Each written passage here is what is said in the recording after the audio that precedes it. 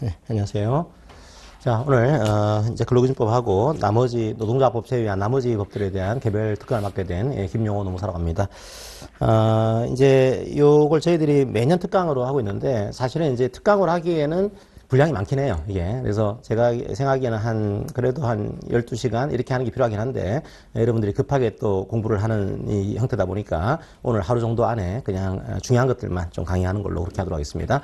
사실은 이제 오늘 강의 정도로 하게 되면은 한 3문제 나오면 한 2문제 정도 그렇게 맞출 수 있는, 그러니까 이 6시간 특강 가지고서 뭐 모든 문제들이 100%다 나올 거다 이렇게 할 수는 없어요. 그러니까 여러분들이 딱 한 3문제에서 2문제 맞추는 뭐 그런 식의 특강을 듣는다 이렇게 생각하시고, 그럼 나머지 한 문제는요, 그건 여러분들이 감으로 하셔야 되니까 여러분의 상식 혹은 여러분이 알고 있던 기본적인 내용들 이것들을 약간 접목하셔가지고 이제 좀 하셔야 되는 그런 구조입니다. 그게 또 효율적일 수 있어요. 여러분들이 어차피 이제 60점 되는 시험이고 노동법은 한 80점 맞으면 되는 시험이거든요. 그러다 보니까 100점 맞지 않더라도 크게 뭐 문제는 없습니다. 그러니까 여러분들이 그런 효율적인 공부를 지금 하는 시기니까 그렇게 이해하시고서 강의를 들으시면 되겠습니다. 또 왜 중요한가 하면은 거의 이제 노동법 1에서 한 50% 정도가 이제 여기서 나오게 되고 노동법 2에서도 거의 못지않게 이제 문제가 나옵니다. 그러니까 상당히 계율법을 여러분들이 잘 모르시고는 오히려 1차에서 상당히 낭패를 당할 수 있는 그런 구조이기 때문에 공부를 좀 하셔야 되고요. 막판은 힘들지만 조금 하셔야 돼요. 안 그러면 조금 점수가 다운될 수 있는 구조를 띄고 있다. 이렇게 이해하시면 되겠습니다.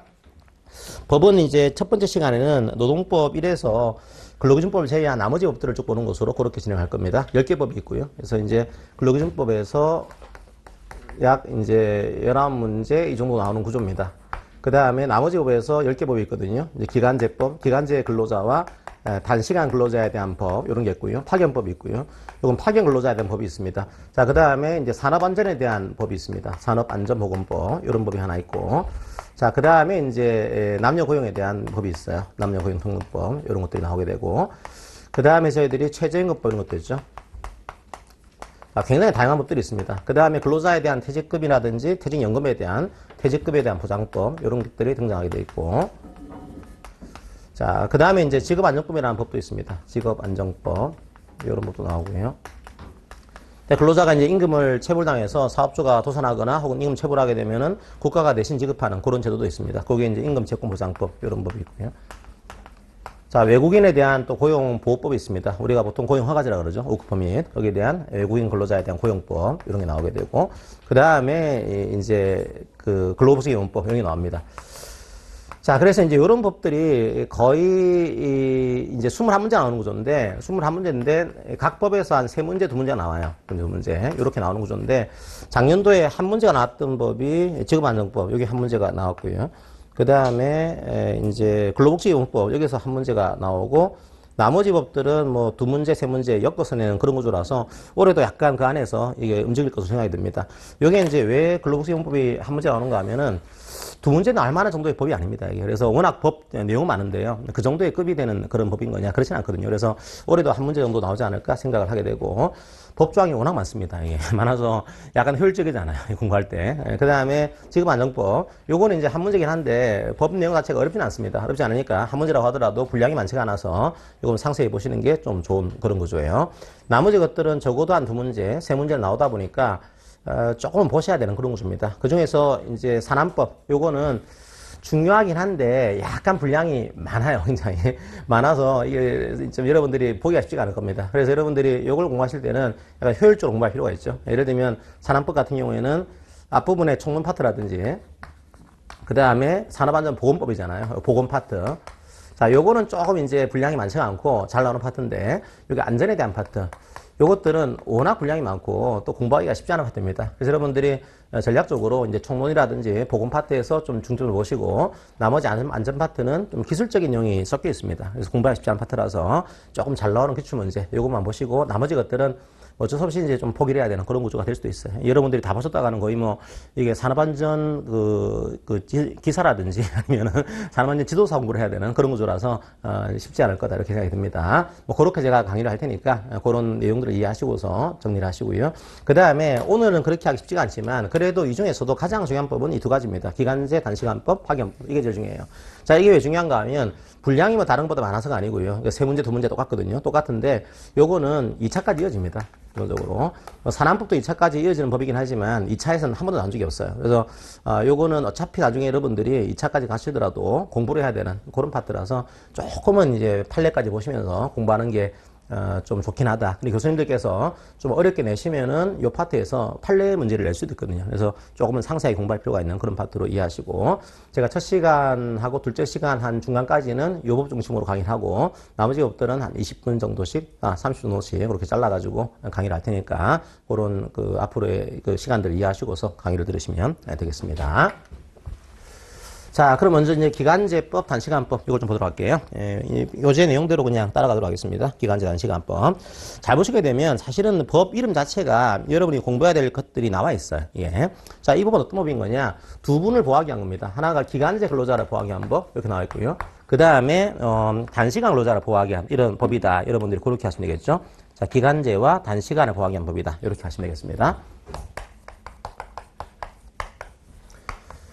자, 그런 문제는 뭔가 하면은 이분들을 보호를 해야 될 건데 이분들을 어떻게 보호할 거냐라고 하는 문제인 거죠. 이게 특별히 제일 중요한 것 중에 하나가, 자, 기간제 근로자를 왜 보호하고 어떻게 보호할 거냐, 이 문제가 제일 중요한 문제고, 단시간 근로자분들은 좀 짧아요. 분야 자체가 짧아서 기간제 근로자 중심으로 해서 여러분들이 공부를 하시고, 단시간은 조금 짧게 필요한 것들 정리하는 걸로 그렇게 하도록 하겠습니다. 자, 그러면 보호 내용들이 크게 두 가지예요. 사실은요, 볼 내용들이. 큰 틀에서는 어떻게 보호할 건가 하면은 기간의 문제입니다. 근로기간의 문제. 자, 요 기간 어떻게 보호할 거냐, 요 문제 나오게 되고요. 두 번째로는 기간제 근로자와 이 회사에 있는 무기계약 근로자를 차별하고 있는 거죠. 그래서 요 차별을 보호하겠다, 요 구조를 띄고 있습니다. 그러니까 보호라는 측면에서는 큰 틀에서는 두 가지예요. 이분의 기간 어떻게 보호할 거냐, 이분의 차별 어떻게 보호할 거냐, 요 문제입니다. 자, 그러면 여러분들이 먼저 이 교재 들어가기 전에 요 내용을 좀 말씀을 드리면은 이런 구조예요. 기간의 문제를 왜 보호하는가 하면, 저희들이 보통 근로계약 관계가 끝날 때가 있습니다. 계약이 종료가 될 때가 있죠. 자, 이 종료가 되는 케이스가 우리 법에서는 크게 세 가지거든요. 우리 판례에서도. 어떤 식으로 근로계약 관계가 종료가 되는 거냐. 첫 번째로 사직하는 케이스가 있겠죠. 사직하는 케이스. 요거는 근로자의 의사로 끝나는 케이스입니다. 자, 이렇게 끝날 수도 있고요. 경우에 따라서는 근로자가 사용자에 의해서 해고당할 수도 있어요. 해고당하는 케이스. 요거는 사용자의 일방 의사입니다. 자, 그래서 이제 해고에 대해서는 이제 우리 법에서 철저하게 보호하고 있는, 뭐 철저하든 참보다도 법적으로 보호조항이 많은 이런 구조를 좀 띄고 있어요. 근데 이런 게 아닌 게 하나가 있는 겁니다. 그게 뭔가 하면은 근로자서도 아니고 사용자서도 아니고 그냥 그때가 되면 근로관계가 자동으로 만료가 되는 이런 케이스가 있거든요. 자동으로 종료가 되는 케이스. 자, 이 케이스가 우리 판례에서는 세 가지로 보고 있습니다. 그러니까 누구 잘못도 아닌 거죠. 그냥 끝나는 거예요. 그게 하나가 근로자의 사망이 있고요. 계약관계는 상속이 되는 구조는 아니니까요. 그 다음에 계약기간 만료가 있습니다. 자, 기간이 끝나는 케이스, 이런 게 있고. 자, 그 다음에 이게 무기계약이라든지 이런 분들은 정년 통제되는 케이스가 있습니다. 자, 요런 케이스에서는 어떻게 보는가 하면 우리 기본적인 법의 시각은 계약관계는 그냥 끝나는 거예요. 그러니까 누구의 잘못도 아닌 겁니다.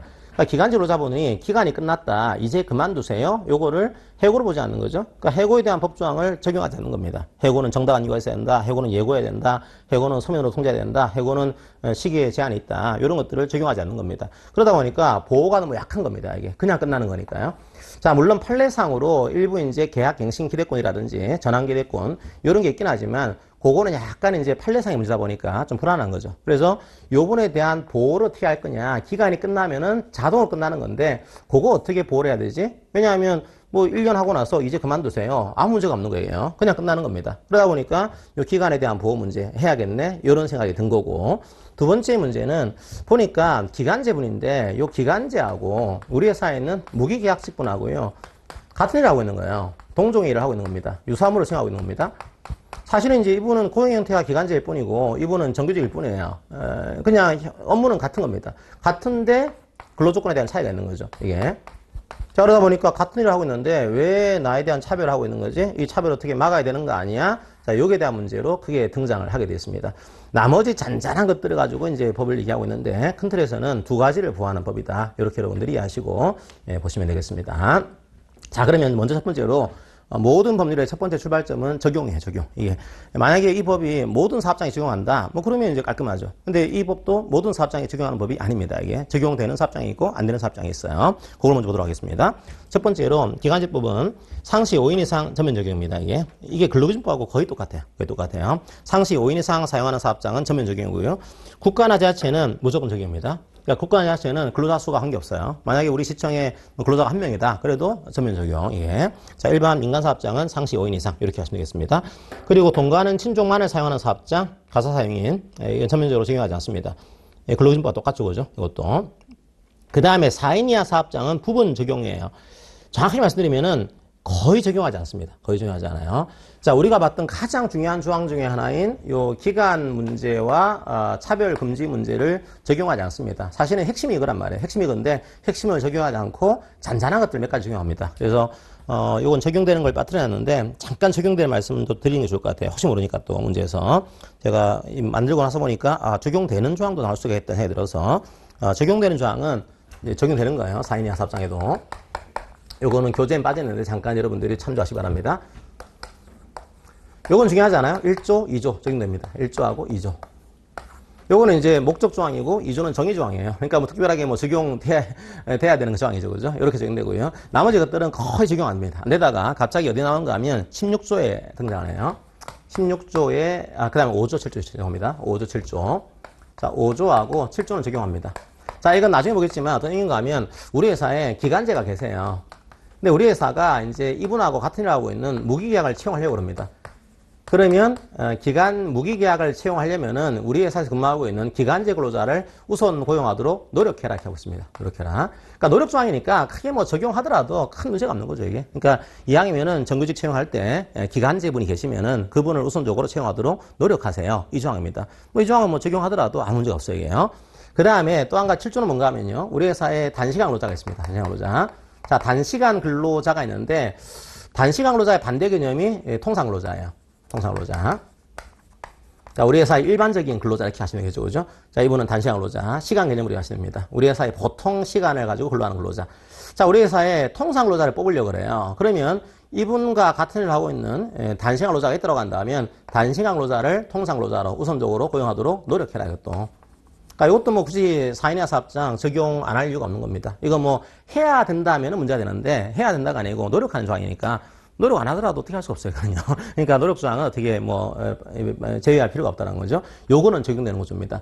그 다음에 16조에 4호가 있는데 이것도 크게 어렵진 않아요. 요거 뭔가 하면은 만약에 사용자가 이 법을 위반한 사실이 있습니다. 그러면 요거를 노동부 장관 혹은 근로감독관 여기에 대해서 이 법을 위반한 사실이 있으면 통지해라. 이런 내용이 있습니다. 그러니까 통지 자체도 뭐 문제가 없겠죠, 그죠? 뭐 다른 내용도 아니고 그냥 법 위반 사실이 있으면 통지하세요. 이런 내용이니까 이것도 적용하는 구조를 띄고 있습니다. 나머지는 이제 그 17조로 보시게 되면 뭐가 나오는가 하면 여기 근로조건의 명시가 나와요. 근로조건의 명시. 자, 기간제나 단시간 근로자분들도 이걸 계약할 때 근로조건을 명시해라. 이 내용이 나오는데 여기서 주의해야 될 게 뭐가 있는가 하면 이제 17조 2호를 보시게 되면 근로시간하고 휴게가 있거든요. 근로시간 휴게.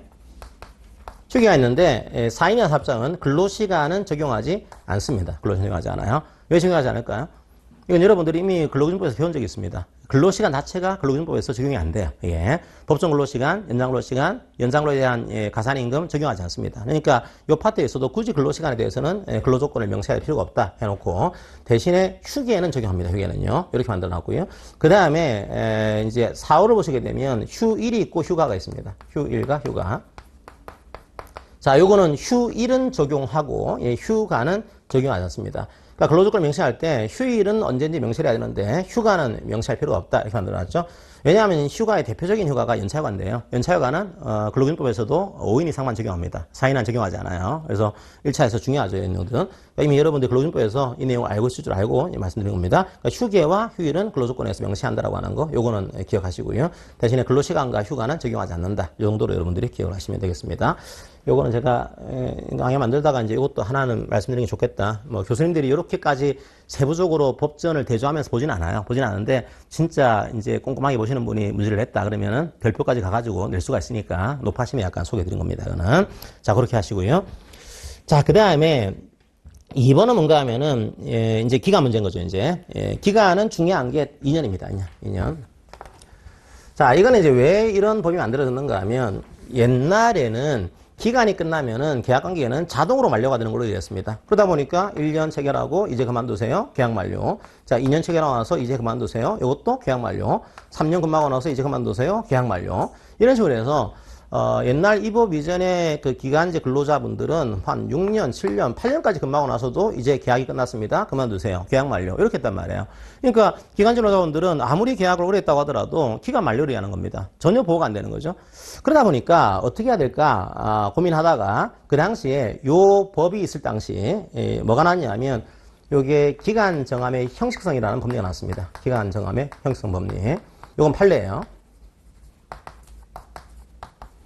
요거는 옛날 법리긴 한데 지금도 물론 있긴 합니다, 이게. 근데 아주 옛날에 만들어진 법리죠. 요거 뭔가 하면은 이분이 한 6년 가까이 근무하신 거예요. 6년 가까이 근무한 다음에 회사가 갑자기 이제 계약 기간이 끝났습니다. 이제 그만두세요. 계약 관계가 만료가 된 겁니다. 요건 해고가 아니고 계약 만료입니다. 라고 주장을 했단 말이에요. 근데 이분이 아니 다른 분들은 지금 다 특별한 문제가 없으면은 계약을 갱신을 하고 있고 뭐 그런데 왜 나만 갑자기 계약 만료를 주장하냐. 왜냐하면 이 케이스가 이때 노조를 만들려고 하다가 들켜가지고 노조 만들려고 하는 분을 이제 계약 만료한 그런 케이스입니다. 그러다 보니까 왜 나에 대해서만 이렇게 하는 거지? 라고 해서 뭐라고 하시는가 하면 내가 지금 계약직 근로자긴 하지만 사실은 이 기간을 1년, 2년, 3년, 4년 이렇게 정해둔 것이 형식에 불과한 거다 이게. 사실은 쭉 갈 거면서 형식적으로만 계약 기간을 정해둔 거 아닙니까? 그러니까 나는 이미 요 시점에 내 신분이 무기계약이 된 겁니다. 요걸 주장하신 거예요. 그러니까 요 계약 기간은 실질이 아니고 형식에 불과한 기간이 돼버렸다. 6년, 8년 가까이 했는데 이게 무슨 실질이냐? 형식에 불과한 거지. 형식에 불과한 거니까 내 신분은 벌써 무기계약이 된 것이고 나를 그만두게 한 것은 계약 만료가 아니고 해고다. 이걸 주장하신 겁니다. 그게 판례상으로 인정이 됐어요. 즉 이제 계약 기간이 형식에 불과한 경우에는 이분에 대해서는 무기계약으로 봐가지고 그만두게 하는 것은 해고로 보겠다. 이런 법리가 만들어진 거죠. 자, 그런데 이 법리에 약점이 있는 겁니다. 어떤 약점이 있는가 하면 이 법리는 그러면 계약 기간을 길게 하게 되면 어느 순간부터는 이분의 신분이 기간제가 아니고 무기계약이 된 거다. 이 내용인데 언제부터 된 거냐 이거죠. 그럼 3년이 되면은 기간 정황이 형식에 불과한 것인지 이게 4년이 되게 되면 형식에 불과한 것인지 이게 뭐한 거예요. 그래서 정확하지 않은 겁니다. 이제 법을 만든 거죠, 오히려. 그래서 이제 법을 만들어서 언제까지는 이제 기간제고 언제를 초과하게 되면 이제 무기계약이 간주가 된다. 이런 법을 만들어낸 겁니다. 그게 기간제법이에요. 그래서 원칙은 이분의 계약 기간은 2년까지입니다. 2년 이내. 무슨 말인가 하면 2년까지는 뭐 특별한 판례 법리가 없다라고 한다면 이분의 신분은 기간제예요. 그러니까 만약에 1년 계약을 한 다음에 이제 그만두세요. 계약 기간 끝난 겁니다. 그러면 이거는 계약 만료입니다. 자동 만료예요. 그 다음에 2년 이내니까요. 2년까지예요. 2년까지 하고 난 다음에 이제 그만두세요 하게 됩니다. 이것도 계약 만료입니다. 기간 만료예요. 해고가 아닙니다. 자, 그런데 만약에 2년 있는데 이걸 위반했습니다. 무슨 말일까요? 2년을 초과한 거예요. 근데 이분이 일을 너무 잘하시는 거예요. 잘하셔가지고 2년까지 한 다음에 너무 이분 아쉽다. 그래서 선생님 딱 1년만 더 하고 우리 그만두는 걸 합시다. 라고 해서 이분하고 합의를 했어요. 이제 1년, 2년 끝난 다음에 1년만 딱 따고 하는 걸로 그냥 그렇게 합의한 겁니다. 라고 해서 1년을 더 근로를 하신 거죠. 이제 1년이 끝난 겁니다. 전체로 보게 되면 3년이 된 거죠. 그죠? 이때 이제 그만두세요 하게 된 겁니다. 이때 그만두세요 하는 것은요. 이제는 기간 만료가 아닌 겁니다. 왜 그럴까요?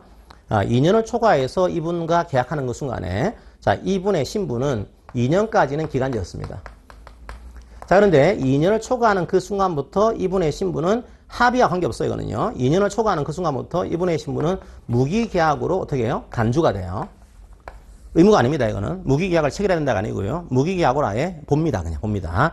나중에 파견법을 보시게 되면, 이게 의무조항이 있거든요. 이건 의무가 아니에요. 무기계약으로 된 겁니다, 이미. 간주가 되는 거예요. 그래서 이분의 신분은 이미 이때부터 무기계약입니다. 간주가 된 거죠. 따라서 이때 그만두게 하는 것은 계약 만료가 아니고, 요거는 해고가 돼요, 해고가.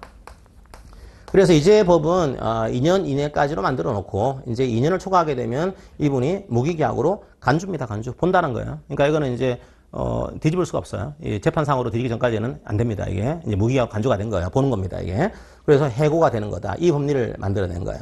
그래서 원칙적으로 2년까지는 가능하고 2년을 초과하게 되면 무기계약을 체결한 것으로 간주한다. 이 법을 하나 만들어낸 겁니다. 그게 두 번째 내용이에요. 자, 기간제 근로자의 사용기간은 2년을 초과할 수 없다라고 되어 있습니다. 2년까지만 가능한 거죠. 근데 2년을 초과해서 사용을 하게 되면 무기계약으로 간주가 됩니다. 어떤 규정이라고요? 강행규정. 강행규정. 그러니까 우리끼리는 뭐 그렇게 합의하지 않았어. 우리는 2년을 초과하더라도 무기계약이 안 되는 것으로 합의했어. 그 합의는 다 무효가 됩니다. 이게 강행규정이에요. 자, 그런데 그 밑에 것도 주의하셔야 돼요. 밑에 거 뭔가 하면은 그러면 2년을 초과하면은 모든 근로자가 다 이제 무기계약으로 간주가 되는 거냐? 그렇지는 않고요. 예외가 있습니다. 예외. 그래서 이제 2년을 초과하더라도 이제 1년, 2년 하고 나서 이걸 초과했습니다. 원래 이걸 초과하게 되면은 이때부터 무기계약으로 간주가 되는 건데 간주가 안 되는 분이 나와요. 그러니까 이분은 여전히 기간제인 겁니다. 3년을 하더라도 이제 그만두세요. 계약기간 만료입니다. 주장할 수 있어요. 4년 하더라도 계약기간 만료. 다른 분들은 이제 무기계약을 주장할 수 있는데 이분은 그게 안 되는 겁니다. 자, 누굴까 이거죠, 누굴까? 자, 주의해야 될 게 이제 별로 어렵진 않아요. 이게 외우시려고 하다 보니까 어려운 건데 어떤 분이 2년을 초과하더라도 이게 무기계약으로 간주가 안 될까 이거죠? 이렇게 생각하시면 됩니다. 왜 2년까지만 가능하고 2년을 초과하게 되면 무기계약으로 된다라고 했을까? 간주가 된다라고. 자, 그 이유는 뭔가 하면은 2년을 초과할 정도의 업무라고 한다면 우리 입법자들의 시각은요. 여기에 상시 업무라는 거예요. 기본적으로. 야, 이게 원래 기간제 근로자들을 사용하는 원래 목적은 한시 업무. 그러니까 짧게 하고 끝나는 업무를 하려고 이제 인정해 준 건데 2년을 초과할 정도의 업무로 기간제로 사용하게 되면은 야, 그거는 상시 업무지. 상시 업무 할 거면은 무기계약 하는 게 맞지. 라고 하는 의도가 깔려 있는 겁니다. 그러니까 2년을 초과했는데 보니까 이게 아닌 거예요. 상시 업무가 아닌 게 있는 겁니다. 그러면 상시 업무가 아닌 게 있다라고 한다면 굳이 2년 초과했다고 하더라도 무기계약으로 간주가 된다? 뭐 이 조항을 적용할 필요가 없다는 거죠. 그래서 상시 업무가 아닌 조항들에 대해서는 2년을 초과하더라도 인정을 해주고 있는 겁니다. 대표적인 케이스가 첫 번째예요. 여기 1호를 보시게 되면 사업 완료. 뭐죠? 사업 이게. 그러니까 이게 대표적인 사업이 아파트 사업이에요. 아파트를 건설하는데 뭐 아파트 건설이 2년 정도 끝날 수도 있지만 뭐 경우에 따라서는 3년, 4년 걸릴 수가 있습니다. 뭐 저도 사무실이 광명 쪽에 사무실이 있는데요. 광명역 근처에 거기에 신안산선을 짓고 있거든요. 벌써 한 7년째인가 이제 하고 있습니다. 그러니까 분명히 그 신안산선이 끝나는 사업이에요. 끝이 난단 말이에요. 근데 거기에 대해서 이제 기간제 근로자만을 사용을 합니다. 근데 이분이 2년을 초과했다고 해서 나는 무기계약이야 라고 하기에는 취지가 맞지가 않는 겁니다. 왜요? 이게요? 끝이 있는 사업이 되는 거니까. 요거는 이제 끝이 없는 상시 업무일 경우에 2년 초과하게 되면 무기계약이야 이런 거 준 거지. 사업에 필요한 기간을 정했다. 요거는 이제 3년, 4년 아파트 건설이다. 그냥 그때가 끝나게 되면 계약직으로 끝날 수가 있는 그런 구조를 만들어 둔 겁니다. 요 경우에 예외적으로 만들어 놨고요. 그게 첫 번째 케이스고요. 두 번째로는 휴직 파견, 결혼 발생. 요것도 굳이 외울 필요는 없어요. 상식적인 내용이니까. 그러니까 이분이 뭔가 하면은 정규직 근로자가 휴직을 가신 거예요. 파견을 가신 겁니다. 그러니까 이 자리가 원래 정규직 근로자가 빠져나갔다가 다시 돌아오시는 거죠, 이게. 그러면 이 자리를 메꾸기 위해서 일시적으로만 이게 사용하는 겁니다. 휴직을 한 거죠. 예를 들면 육아휴직을 한 3년 썼다, 예를 들면요. 그럼 이제 기간제 근로자를 채용했는데, 3년 동안 사용하신 겁니다. 3년 동안 사용했으니까 2년을 초과했으니까 이분은 무기계약이야. 이거하고 취지가 안 맞는 거예요. 왜냐하면 이분의 업무는 상시 업무가 아니고 메꾸기 위한 업무를 하고 있는 겁니다. 이 경우도 2년 초과하더라도 인정해야겠다. 예외를 만들어 둔 거예요. 두 번째 예고요. 세 번째 예외는 학업이나 직업훈련. 요거는 이제 근로하는 기간이 아니고 학업에 필요한 기간을 가지고 한 게 있다. 그 기간을 굳이 요 2년 기간 속에 포함할 필요가 없는 거죠. 이게. 그래서 이런 학업에 필요한 기간을 정했다. 이 경우도 예외를 인정해 놨고요. 그 다음에 또 하나 중요한 게 고령자입니다. 고령자. 자, 고령자는 고령자 고용촉진법에 따라서 만 55세 이상을 얘기해요. 자, 고령자를 채용할 때도 2년을 초과하더라도 문제가 없습니다. 자, 이분은 이제 56세, 57세, 58세, 59세, 60세 쭉 근무하시더라도 이제 그만두세요 라고 하더라도 이게 해고가 아니고 계약기간 만료로 주장할 수가 있습니다. 물론 갱신기득권이 나올 수 있는데 일단은요 그렇게 하시고요. 자, 왜 그러면 고령자는 예외를 만들어 놨을까요? 고령자는 보호를 약하게 한 겁니다. 이분들은. 그러니까 오히려 이분들은 보호가 약해질수록 고용이 잘 되는 특징이 있어요. 그러니까 만약 이분들도 2년을 초과하면 무기계약이야 라고 하게 되면 뭐 이왕이면 고령자를 쓰지 않고 젊은 사람을 사용할 가능성이 높은 겁니다. 그래서 이분들은 아무리 많이 사용하시더라도 계약기간 끝나면은 그만두게 할 수가 있습니다. 많이 채용하세요. 이런 목적으로 고령자분들은 예외적으로 2년을 초과하더라도 무기계약이 안 되는 것으로 만들어 놨고요. 이게 만 55세 이상 되는 분을 얘기하는 겁니다. 자, 그 다음에 5호를 보시게 되면 전문적인 지식기술이라는 게 필요한 경우 요거는 주로 이제 나오는 게 전문 자격사 이런 것들이에요. 변호사, 회계사, 관세사, 세무사, 의무사 이런 것들. 뭐 다음 중 그 뭐 자격증에 포함되지 않는 것은 그런 거 안 나올 것이거든요. 그러니까 대개 그런 전문 자격사분들이 여기 들어간다. 그러니까 이런가 하면 만약 여러분들이 노무사가 되셔가지고 일반 회사에 취업을 했어요. 그럼 이제 계약직으로 들어갔다. 그럼 계약직으로 했을 때 2년을 초과했으니까 나는 무기계약입니다. 주장을 못합니다. 여기 들어가 예외적으로. 그래서 약간 예외종이 있다라는 거. 요거는 이제 왜 그렇겠냐면 제가 볼 때는 좀 보호 필요성이 낮다고 본 것 같아요. 변호사, 뭐, 회계사, 이런 분들 뭐, 회사 나오더라도 먹고 살 수 있지 않냐. 그러니까 굳이 무기약을 할 필요가 없을 것 같아. 이런 취지가 깔리는 것 같은데, 현실을 잘 모르는 얘기죠. 이제 요즘 시대가 그렇게 녹록하진 않아요. 그러니까 어쨌든 간에 요분들은 예를 만들어 놨고요. 그 다음에 또 뒤에 보시면은 정부의 복지 정책에 따라서 실업 대책에 따라서 일자리를 제공하는 경우, 요것도 예를 만들어 놨습니다. 그러니까 여러분들이 사업장 보시면, 그 정부에서 하는 사업 보시면은 뭐 일자리 사업 이런 게 있잖아요. 그죠? 일자리 사업. 이런 걸 만들어, 잘 보시면 일자리 사업이에요, 사업. 이 사업 왜 만들었을까요? 실업률을 낮추기 위해서입니다. 그러니까 실업률이 너무 높은 거예요. 야, 이거 당장은 좀 낮추기 위해서는 공공일자리 사업 만들어가지고 급하게라도 낮추자. 이런 목적으로 사업을 한 겁니다. 그 사업은 끝이 있는 거예요. 그런데 하다 보니까 실업률이 낮아지지가 않아요. 그래서 이 3년도를 좀 늘린 거죠. 3년으로. 그렇다고 하더라도 예외를 인정해 주겠다는 겁니다. 이게 실업대책에 따른 거니까. 그리고 또 하나 중요한 게 있습니다. 5로 보시게 되면 그 밑에 시행령이 나오는 것 중에 하나가 박사학위를 소지하고 해당 분야에 종사하는 경우는 예입니다. 이게 박사학위를 소지하고 해당 분야에 종사 안 하고 있다는 문제가 안 되고요. 박사학위 있다고 해서 뭐 그게 중요하지 않으니까. 근데 박사학위를 소지하고 해당 분야에 종사하는 경우에는 2년을 초과하더라도 무기계약으로 안 된다. 이런 예외조항을 만들어놨어요. 그래서 옛날에 이제 그 대덕 연구단에 보시면 지금은 꽤 많이 바뀌었는데 과거에 이 법처 만들어졌을 때 이제 대덕에 가보시면 박사급 연구진이 많거든요. 그분들이 무기학이 아닌 분들이 되게 많았어요. 왜냐하면 주로 박사학위를 가지고 있고 2년을 초과했는데 무기학으로 간주가 안 되니까 그냥 기간제 근로자로서 아주 고급 인력을 활용하게 되는 이런 폐해도 있습니다. 이게 어떤 간에 이 경우도 예를 만들어 놨고요. 그 다음에 나머지 것들 읽어보시고 6호는 이게 시행령이 엄청 많습니다. 이게 또 예외 조항들이. 그러니까 이 경우는 다 또 예외야라고 시행령으로 꽤 많은 예외 조항을 만들었는데 다 볼 수는 없을 것 같고요. 첫 번째로 다른 법령에서 사용기간을 달리 정하고 있다. 이때는 예입니다. 예를 들면 이제 그 초등학교 지금은 좀 없긴 한데 과거에는 영어회화 전문 강사분들이 계셨거든요. 그 영어회화 강사분들은 초중등교육부에서 계약기간을 4년으로 정했습니다. 4년으로. 그러니까 이분들은 계약기간이 2년이 아니고 4년에 4년. 그 4년을 초과하게 되면 무기약되는 구조입니다. 이게. 그래서 다른 법령에서 기간이 다르게 정해놨다 할 때는 다른 기간을 적용을 해요. 그 다음에 특이하게 군사 관련된 그런 업무들, 이제 과목 강의들, 이것들도 예외를 만들어 놨고요. 그 다음에 이제 그렇게 대충 이해하시고 고등교육법, 대학교죠 이거는 대학교의 조교, 뭐 겸임교수, 시간강사, 초빙교원 이런 분들도 예외입니다. 그러니까 이분이 이제 대학교에서 겸임교원으로 2년을 초과했다고 해서 무기약되는 거냐? 그렇진 않아요. 시간강사를 했다고 해서 2년 초과하면 되는 거냐? 그렇진 않습니다. 이건 왜 그렇게 했는가 하면 과거에 시간강사분이 이제 2년을 초과하니까 대학교에서 그럼 이분이 정규 강사가 되는 거냐 이런 논쟁이 있었어요. 그래서 아예 빼버렸습니다. 이제 빼버려가지고 시간 강사분들은 예외적으로 2년을 초과할 수 있도록 그렇게 만들어놨습니다. 저도 지금 뭐 대학에서 겸임교원 하고 있는데 거의 한 8년째 하고 있거든요. 아직 저를 정규교원 시켜준다는 말은 없어요. 왜냐하면 여기에 들어갑니다. 저도 이제 겸임교원에. 그 다음에 소득도 보는데요. 소득은 뭐 지금까지 기출 안 됐습니다. 이게.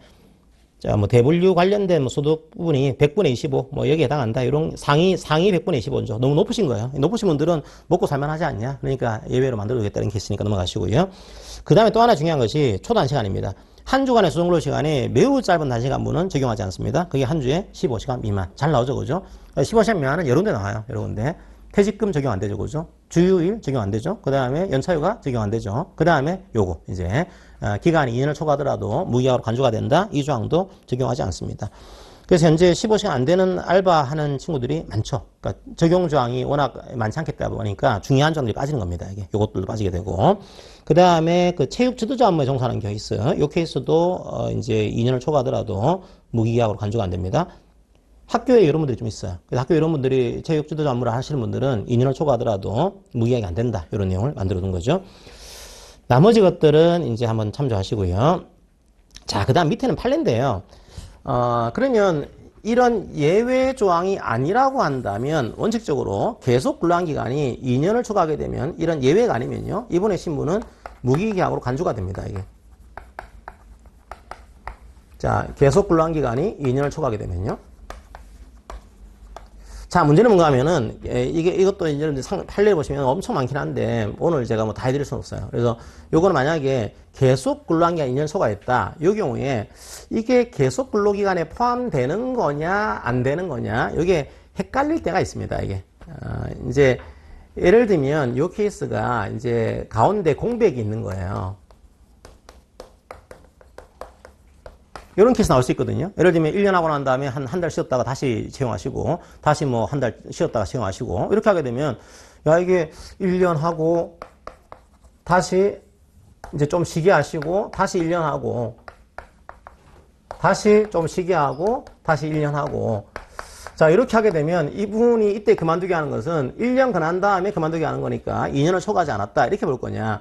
아니면 이 기간이 사실은 이제 단절이 아니고 이어지고 있는 거다. 이렇게 하게 되면 사실 이게 3년을 근무하신 거거든요. 3년을요. 3년을 근무한 거니까 요때 이 근로자는 이미 무기약이 돼버린 거죠. 2년 초과한 거니까. 이런 것들이 헷갈립니다. 이게. 그죠, 이게. 그래서 이런 것들은 이 기간이 이게 단절로 봐야 될지 아니면 이게 단순하게 휴식으로 봐야 될지 이제 일종의 잠깐 다음 근로를 위한 이제 준비 기간, 연구 기간 이런 것들이죠. 자, 여기에 따라서 이게 달라집니다. 요거는 판단을 해야 되는 거죠. 그래서 이것들을 문제가 하나 있고요. 두 번째로는 공백이 없는 케이스입니다. 공백이 없는 케이스. 이게 뭔가 하면 계약이 갱신 반복 대역이에요. 무슨 말인가 하면 1년 하고 난 다음에 이제 계약 끝내고 바로 채용한 거죠. 공백이 없이. 다시 1년 한 겁니다. 그 다음에 다시 끝난 다음에 공백이 없이 바로 채용하신 거예요. 이런 식으로. 자, 이때 근로자가 이때 그만두세요라고 하게 됩니다. 자, 이때 그만두세요 하는 것은 이게 기간 만료일까 해고일까의 문제인 거죠. 자, 우리 판례의 기본적인 입장은 원칙은 이거는 계속 근로에 포함됩니다. 공백이 없는 거죠, 이게. 그러니까 반복 갱신되고 있다면은 원칙은 계속 이어지고 있는 거니까 이분은 3년을 근무하신 겁니다. 따라서 2년을 초과하는 그 순간에 이미 무기약으로 간주가 된 거예요. 자, 그런데 예외적으로 아주 특이한 케이스입니다. 예외적으로 이게 공백이 없다고 하더라도 계속 반복이 되고 있다고 하더라도 이게 단순한 반복이 아니고 새로운 계약 체결인 거다, 이게. 자, 요렇게 인정할 만한 사정이 있으면 단절로 인정을 해줍니다. 이게 또. 그러니까 최근에 간 판례 법리죠. 뭐 몇 년이 되긴 했지만 그래도 원래 이제 공백이 없으면은 쭉 이어진 걸로 파악하는 것이 우리 판례 법리인데 아주 특이하게 요때 뭐를 했냐 하면 공개 채용을 했어요. 자, 공개 채용을 해가지고 이분이 지원을 해가지고 심사를 해봤더니 이분이 된 겁니다. 야, 이 경우는 공백이 없긴 하지만 이분도 들어오실 때 새로운 근로계약을 체결하는 것으로 알고서 들어온 거 아니냐. 요거는 공백이 없다고 하더라도 새로운 계약을 체결한 거니까 단절로 인정할 수도 있다. 이런 특이한 판례가 나온 겁니다. 원칙적으로 이어지고 있는 건데 예외적으로 이런 새로운 계약 체결로 볼 만한 그런 사정이 있다고 한다면 단절로 볼 수도 있다고 하는 판례도 등장을 해요. 이 경우는 계약 만료로 보는 거죠, 이게. 무기약이 아니고. 그 판례를 밑에 실어놨습니다, 그냥.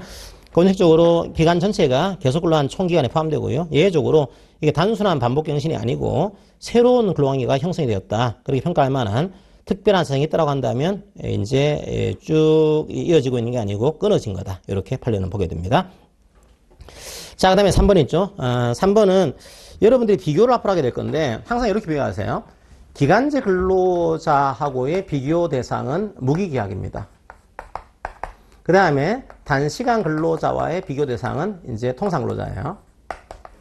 그러니까 이거는 기간이 있다는 거죠. 여기 기간이 없다는 겁니다. 그래서 이제 말씀드렸지만 이 무기계약을 채용하려고 그래요. 그러면 기간제 근로자를 우선적으로 고용하도록 노력해라. 이 내용을 만들어놨습니다. 그게 3번이죠. 사용자는 근로계약 체결, 무기계약 체결 시에 당해 사업 또는 사업장에 물론 전제가 있습니다. 동종 또는 유사한 업무에 종사하는. 그러니까 모든 무기계약이 아니고 기간제가 아니고 이 같은 일을 하고 있다든지 유사한 일을 하고 있는 그런 기간제 근로자를 우선적으로 고용하도록 뭐라고요? 노력해야 됩니다. 이거는 고용 의무가 아니에요. 이거는요. 가급적이면은 뭐 당신 합장 있지 않아? 있으니까 노력해. 이런 내용이지. 고용해야 되는 거 아니에요. 노력이니까 이제 4인 이하도 적용해 주는 겁니다. 이게. 그렇고요. 그 다음에 이분에 대해서 통상 근로자를 채용하려고 그래요. 통상 근로자를요. 보통 이제 시간 근로하는 근로자인 거죠. 이때 단시간 근로자분을 우선적으로 고용하도록 노력해라. 이것도 똑같습니다. 가로 안에 들어갔죠. 가로 안에 통상 근로자 채용 시에는 가로 열고 단시간 근로자를 우선적으로 고용하도록 노력해라. 이 내용을 두고 있습니다. 자, 그 다음에 이제 단시간 근로자에 대한 보호조항은 이게 많지가 않습니다. 많지가 않은데, 요거는 왜냐하면 단시간이 많지 않은 이유는 우리나라에서 단시간 근로자를 보호하는 법이 두 가지가 있거든요. 큰 틀에서는요. 하나가 근로기준법, 하나가 이 법이에요. 기간제 단시간법. 그러니까 상당한 내용은 여기 들어가 있습니다. 근로기준법에. 그래서 단시간노조자의 보호조항을 이게 시행령 별표에 적어놨거든요. 그래서 요걸 주로 참조를 하셔야 되고, 그러면 이 법에서는 여기서 얘기 나오고 있는 특별한 내용들을 몇 가지 규정하고 있는 겁니다. 그 특별한 내용 몇 가지만 저희들이 보도록 할 거예요. 요거는 지금 볼 수는 없어요. 요것만 보는 걸로 그렇게 하겠습니다. 첫 번째가 소정근로시간 기준 12시간 초과해서 근로할 수가 없다. 요 금지조항을 두고 있습니다. 자, 요거는 뭔가 하면은 이분이 단시간이에요. 그럼 여러분들이 근로기준법에서 하나 이해될 것 중에 하나가 단시간 근로자의 정의가 뭐냐 이거죠. 이분이 누구냐 이거죠. 이분은 이렇게 오해하시면 안 돼요. 법정, 일단 한 주를 봅니다. 한 주를 보는데 한 주간에 법정 근로시간보다 짧은 근로자, 그게 아니에요. 단시 근로자는요. 40시간보다 안 되는 근로자, 이게 아니고요. 한 주간의 근로시간에 그 사업장에 동종 유사무를 수행하고 있는 통상 근로자보다도 짧은 근로자 이거예요. 자, 비교 대상이 법정 근로시간이 아니고 통상 근로자의 근로시간입니다. 보통 근로하고 있는 근로자, 요 근로시간보다 짧다. 요 분이 단시간이에요. 그러다 보니까 어떤 문제가 생긴가 하면 실제로는요, 한 주에 30시간인데, 약간 어려운 표현이 합니다, 이게. 한 주에 30시간이지만 이분의 신분이 단시간이 아니고 통상일 수도 있어요. 경우에 따라서는요. 왜요? 다 30시간이에요. 우리 회사에 근무하는 분들이 다 30시간입니다. 그러면 우리 회사에 보통 일하는 근로자분들이 30시간이에요. 그럼 저도 통상 근로자죠, 이게. 그래서 그게 아니고 우리 회사에서 제가 지금 A 업무를 하고 있는데 A 업무를 하고 있는 다른 일반 근로자들은 지금 한 주에 40시간을 하고 있는데, 자, 저도 A 업무를 하고 있는데 저에 대해서만 30시간이에요. 그러면 제가 단시간이죠. 그러니까 비교 대상이 법정 근로가 아니고 나랑 동종 유사한 업무를 하고 있는 우리 회사의 통상 근로자의 근로시간보다도 한 주간의 근로시간보다도 짧은 근로자. 요게 단시간입니다. 단시간. 그래서 요 단시간 근로자에 대한 보호조항인데 잘 나오죠. 비교 대상도. 누구를 비교할 거냐. 이거 잘 나옵니다. 1차에서 잘 나오고. 자, 그럼 여러분들이 여기서 단시간 의미는 우리가 시간이 법정에 있었잖아요. 그죠? 법정 근로시간. 법정 근로시간이 하루 8시간, 한 주에 40시간입니다. 요걸 초과하게 되면 우리가 연장근로라고 그러죠. 연장근로. 자, 그런데 단시간 근로자분들은 계약서에 있는 시간을 봅니다. 이게 소정근로시간이죠. 보니까 한 주간의 소정근로시간이에요. 법정이 아니고요. 소정근로시간이 통상근로자는 지금 40시간 계약을 하고 있는데 저는 30시간 하고 있는 겁니다. 그래서 30시간의 소정근로시간 정했단 말이에요. 그러면 저의 소정근로시간은 30시간. 제 신분은 단시간이에요. 전제가 단시간이 돼야 됩니다. 이게 단시간 근로자. 이 경우에 두 가지 문제 나옵니다. 만약에 이 경우에 이분이 10시간을 초과 근무했다. 자, 요거 그러면 임금을 추가 지급해야 되는데 얼마를 추가 지급할 거냐 문제죠. 자, 왜 중요한가 하면 우리가 원래 50%에 대한 가산임금 지급 의무는 법정 근로를 오버했을 때 50%를 추가 지급합니다. 이게. 그런데 요 근로는요, 50%를 초과 지급하려면은 법정을 초과해야 되는데 법정을 초과하지 않은 거죠. 하지만 단시간 노자분들은 요걸 뭐라고 하는가 하면 이걸 초과 근로라는 표현을 씁니다. 초과 근로. 자, 법정 근로를 오버하진 않았지만 소정 근로는 초과한 거예요. 하지만 법정 근로시간 안에 있는 겁니다. 이걸 우리가 법내 초과라고 그러죠. 법내 초과.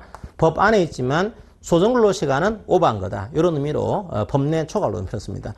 그러면 단시간 노자분들은 이게 50%에 대한 가산임금 지급 기준이 법정 근로가 아니고 이게 소정 근로예요. 소정 근로. 그래서 소정 근로 시간만 초과하더라도 100분의 50의 가산임금을 추가 지급을 해야 됩니다. 그게 하나 주의해야 될 거고요.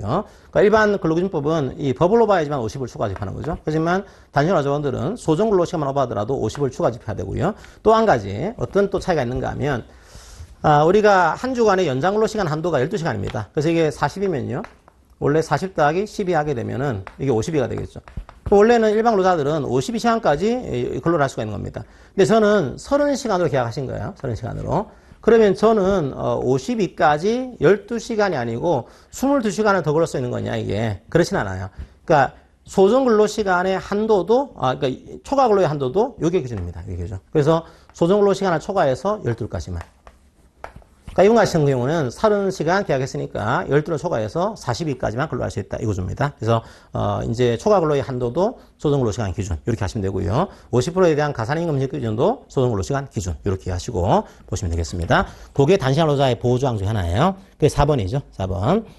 자, 단시간 근로자는 소정 근로 시간 12시간 초과 근로 안 되고요. 소정 근로 시간 기준이에요. 법정 근로 시간 아니고. 그 다음에 초과 근로 하게 되면은 이게 설사 법정 근로를 오버하지 않았더라도 이제 계약서에 있는 소정 근로만 오버했더라도 50%를 가산 지급을 해야 되는 거줍니다. 자, 5번 아까 나왔죠, 그죠? 예, 이제 단시간 근로, 이건 다른 겁니다. 이게 단시간 근로자 뭔가 하면은 이분은 원래는 통상 근로자예요. 통상 근로자인데 가사일 때문에 학업 때문에 저는 조금 짧게 근무하고 싶어요. 이걸 신청하게 되면은 이 통상적인 근로자를 단시간 근로자로 전환하도록 노력해야 된다. 이것도 전환해야 된다가 아니에요. 그러면 사용자 인사권을 너무 침해하게 됩니다. 그래서 이건 노력은 해라. 근데 안 하더라도 관계없어요. 이거는요. 노력은 해야 된다. 이런 내용을 두고 있습니다. 자, 그 다음에 중요한 게 6번이죠, 6번. 차별처우 금지. 자, 이것도 이제 중요한 문제 중에 하나입니다. 차별처우 금지. 그 기간제법하고 그 파견법은 조금 분량이 많아서 이제 조금 시간이 많이 걸릴 겁니다. 뭐 그래도 뭐 그렇게 안 하면은 제 강의 스타일을 좀 이해해 주세요. 이제 막 이렇게 요거 여세요 이렇게 하는 스타일이 아닙니다. 제 스타일이. 왜냐하면 그렇게 하면 나중에 다 잊어버려요. 이게요. 여러분들이 그래도 기본적으로 빨리 가지만 이해는 어느 정도는 해야지 나중에 시험장에서 문제를 변형시키더라도 기억이 나지. 이게 그냥 단순하게 암기하시는 분들은 시험장에서 문제를 조금만 꼬아내더라도 이게 무슨 문제인지 모를 수가 있어요. 그래서 개인적으로는 약간 시간이 좀 급하더라도 가급적이면 좀 중요한 법들은 짧지만 이해를 시키려고 노력하는 편이니까 속으로는 그래도 이해가 안 된다라고 할지라도 그런 스타일이니까 이해하시고서 들으시면 되겠습니다. 그래서 약간 시간이 걸려요. 첫 번째 시간 법은 차별이 있습니다. 여러분들이 차별이 나오게 되면 이걸 금지하잖아요. 차별 금지를요. 그럼 요게 되려면은 전제가 몇 가지가 있습니다. 첫 번째로 차별이 되려면은 여기가 주장하는 근로자겠죠. 차별을 주장하는 근로자. 자, 차별을 주장하는 근로자가 있을 거고 이게 누가 되는가 하면 기간제 아니면 단시간 근로자예요. 자, 기간제 근로자가 내가 차별 받고 있는 것 같아요. 주장하시는 거죠. 그럼 이게 차별이 되려면은 주장하는 근로자와 비교 대상 근로자가 존재를 해야 됩니다. 이게 존재하지 않으면 차별이 안 돼요. 기본적으로. 저랑 여러분을 비교할 수 있을까요? 안 돼요. 저는 공부를 해도 노동법을 좀 오래 공부한 사람이고, 여러분은 수험생이다 보니까 저하고 여러분을 비교해가지고 왜 이 사람은 더 잘 주고 이 사람은 낮게 주는 거야. 그렇게 할 수가 없어요. 비교가 안 되는 거죠, 이게. 그래서 1차적으로 비교 대상이 존재를 해야 되고요. 그럼 1차적으로 이게 누군 거냐, 이걸 여러분 공부를 하셔야 되고, 두 번째는, 그러니까 요게 1차 예상도 중요합니다. 두 번째로 2차까지 가실 분들은 요게 있다라고 해서 무조건 이제 차별이 되는 거냐, 그게 아니고, 요 둘 사이에 이게 있어야 되죠. 있는데 요 둘 사이에 불리한 초가 있어야 돼요. 그러니까 이제 이 사람은 100을 주고 이 사람은 120을 줘야 되는 거죠. 이게 존재를 해야 되는 겁니다. 이게 불리한 초가 존재를 해야 되는 거예요. 이게요. 자, 그런데 이 불리한 초가 다 이 법에서 금지하는 차별인 거냐? 그렇지는 않아요. 우리나라의 차별은 상대적인 그런 차별, 상대적인 평등을 얘기합니다. 절대 평등이 아니고요. 즉 불리한 초에 이게 합리적인 이유가 없어야 돼요. 만약에 합리적인 이유가 있다, 합리적인 이유를 가지고 불리한 초라고 있다, 그럼 차별이 아닙니다. 이게 할 수 있는 차별인 거죠, 이게. 자, 그러면 여기서 합리적인 이유가 없다는 걸 얘기하는 거냐? 이걸 우리 판례가 일관되게 얘기하고 있습니다. 불리한 초를 하고 있는데, 이 불리한 초가 달리 처할 필요가 없어요. 자, 다르게 처할 필요가 없는데, 다르게 처하고 있는 것, 이게 이유가 없는 겁니다, 이게. 두 번째로는 약간 달리 처할 필요가 있어요. 존재를 합니다, 이게. 달리 처할 필요가 있다. 존재하는데, 그 방법이나 정도가 적정하지 않아요. 너무 심하다는 거죠, 이게. 이건 약간 다르게 처할 필요가 있는데 좀 너무 심한 거 아니에요, 이거입니다. 그래서 주로 이제 요 달리 처할 필요가 없는데 다르게 하고 있는 거, 요게 주로 나오는 게 복리후생이고요. 그러니까 복리후생은 아예 다르게 처할 필요가 없잖아요, 그죠? 누구는 뭐 이제 짜장면을 주고 누구는 탕수육을 주고 할 필요 없어요, 그죠? 근데 다르게 하고 있다, 이유가 없는 겁니다, 이게. 그 다음에 달리 처할 필요가 있다, 요거는 주로 이제 임금 파트입니다, 이게 주로. 임금은 다르게 처할 필요가 있거든요. 아무래도 이제 뭐 직급이나 책임이 다를 수가 있습니다. 근데 너무 심하다, 뭐 그러면 안 될 수가 있어요. 이걸 우리가 차별이라고 얘기를 합니다. 그래서 이 차별을 하지 마세요라고 하고 있는 거죠. 그럼 1차적으로 이제 이 차별이 뭔지를 좀 보도록 하겠습니다. 첫 번째, 비교 대상 근로자. 자, 누구랑 비교할 거냐? 동종 유사 업무를 수행하고 있는 무기계약입니다. 그러니까 기간제 근로자분은 누구랑 비교하는가 하면 이 비교 대상이 기간제는 무기계약직입니다. 요분이랑 비교가 됐고요. 요분이 만약에 단시간이에요. 단시간인 경우에는 통상 근로자. 자, 주의해야 될 거. 자, 이분과 같은 일을 하고 있어야 돼요. 자, 동종 유사업무를 수행하고 있는 기간제 근로자는 무기계약 근로자와 비교해서, 단시 근로자는 같은 일을 하고 있는 통상 근로자와 비교해서 이제 차별을 보는 겁니다. 요분이 존재를 해야 돼요. 존재를 해야 되는데 이걸 이제 회사는 피해갈 거 아니에요. 우리 회사는 이런 분이 없다. 이분 기간제 업무가 독특하다, 이게. 이분과 같은 일을 하고 있는 정규근로자 없어. 이걸 주장한테 말이에요. 이게 특별히 국민은행 같은 케이스에서 뭐가 있었냐면, 여기 이제 그냥 업무로 할게요. 그냥 A 업무가 있고, 단시간 근로자, A 업무. 기간제로 할게요. 일단 기간제 근로자가 A 업무를 하고 있고. 자, 그런데 우리 회사에 무기약 근로자가 있습니다. 정규직 근로자가 있다 가정해 볼게요. 자, 무기약 근로자가 근로계약서를 봤더니 어떻게 되는가 하면 주 업무가 B 업무예요. 자, 부수 업무가 또 있습니다. 부수적인 업무가 A 업무입니다. 비교를 했어요. 근데 이번에 이제 식대를 안 주고 교통비를 안 주고 이런 거 줍니다. 이분이 차별이라고 주장을 했습니다. 자, 그러자 이제 법원에서는 어떻게 판단하는가 하면 이게 돼야 되거든요. 비교 대상이. 다른 일을 하고 있는 거 아니냐? 이렇게 주장했단 말이야. 그랬더니 이분이 같은 일을 하고 있는지 다른 일을 하고 있는지 판단할 때 어떻게 판단할 거냐? 판단의 기준이 중요하죠. 뭘 볼까요? 명시된 내용을 보는 게 아닙니다. 이게. 그러니까 근로계약서에 이게 주된 업무로 명시가 됐으니까 이제 동종 업무가 아닌 거지 이렇게 보는 게 아니고 실제 중요한 것은 실제 수행한 업무. 이걸 봐요. 보니까 실제로는 이걸 하고 있는 거예요. 이 업무는 주로 하고 있는 겁니다. 그러니까 근로계약상의 업무는 이렇게 되어 있지만 실제 수행한 업무는 이게 맞다. 따라서 비교 대상이 됩니다. 이런 거죠고요. 약간 차이가 있지 않습니까? 다소간의 차이가 있어요. 그래도 비교 업무도 하고 있습니다라고 한 거죠. 그랬더니 다소 차이가 있다라고 하더라도 중요한 것은 주된 업무의 본질적인 내용. 자, 그럼 비교 업무도 하고 있네요. 하고 있긴 한데 주된 업무의 본질적인 내용이 지금 A 업무 아닙니까? 그러니까 A 업무를 하고 있는 거니까 비교 대상이 될 수 있습니다. 이런 판례를 얘기합니다. 그러니까 차별 대상을 판단할 때는 이제 실제 수행한 업무를 판단하는 것이지 명시된 업무를 보는 것이 아니다. 그리고 약간의 차이가 있다고 하더라도 주된 업무의 본질적인 내용에 차이가 있는 것인지 이걸 본다라고 하는 거, 그걸 여러분들이 아시고요. 그 다음에 두 번째 판례는 너무 어려운 판례긴 해요. 근데 일단은 어떤 내용인지 기억하세요. 자, 비교대상 근로자가 실제로 근무하고 있을 필요는 없으나 직시에 존재하지 않은 근로자를 비교대상 근로자로 삼을 수는 없다. 이거 뭔가 하면은 여기 이제 카지노 딜러 사건인데 이제 강원랜드 사건입니다. 딜러분이 계셨고 요 딜러분이 이제 제가 달러를 좋아하는지 자꾸 달러로 찍으려고 가지고 딜러분이 계셨는데 딜러분이 여기가 기간제 딜러분이 계셨고요. 기간제 딜러. 여기가 통상 근로자, 이제 무기약이죠. 무기약 근로자. 자, 그런데 기간제 딜러분이 이제 막 들어오게 되면 이제 채용이 된 거예요. 갑이요.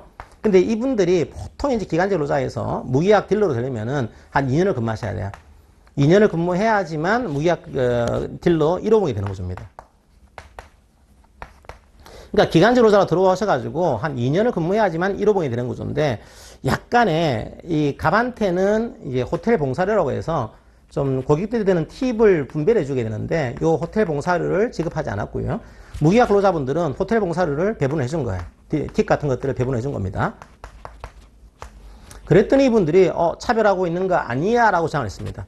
왜 나는 같은 딜러인데 차별하고 있어? 라고 해서 뭐 딜러가 맞추고죠. 맞다 보니까 이건 문제가 없어요. 문제가 없었는데 문제는 뭔가 하면은 호텔 봉사료를 비교할 때 이분은 기간제 이제 1호봉 기간제 처음 들어오신 분이고 이분은 이제 기간제로 한 2년 근무를 하셔야지만 1호봉이 되는 구조예요. 그러다 보니까 야, 이 갑하고 무기약 1호봉하고 비교하기에는 좀 2년의 격차가 있지 않냐 이게. 너무 심하다. 그러니까 그냥 이렇게 비교하지 말고 무기계약직 우리 직제 없긴 하지만 마이너스 1호봉하고 비교를 해야 된다 이렇게 한 거죠. 어떻게 1호봉과 비교할 수 있냐 이게. 2년이 돼야지만 1호봉 되는 거니까 갑하고 무기계약직 마이너스 1호봉을 가정을 해서 요분이랑 비교해보자 라고 해서 이제 비교를 한 겁니다. 그랬더니 판례가 이건 안 된다는 겁니다, 이게. 이분이 실제로 존재할 필요는, 이분이 근무할 필요는 없지만, 직제는 존재를 하는 것과 비교할 수 있는 거다. 그래서, 마이너스 1호봉은요, 직제 없다는 거예요. 그렇잖아요. 마이너스 1호봉은 없어요. 여러분이 마이너스면 어떻게 되죠? 이 자리에 있으면 안 돼요, 그죠, 이게. 어머니 뱃속에서도 없어야 되게요. 그러니까 이거는 없는 거죠. 없는 직제에 있는 거를 비교할 수는 없다라고 해서, 요런 판례도 있는 겁니다. 그게 요 판례 의미예요. 그러니까 직제에 존재하지 않는 근로자를 비교대상 근로자 삼을 수는 없다, 이 내용이고.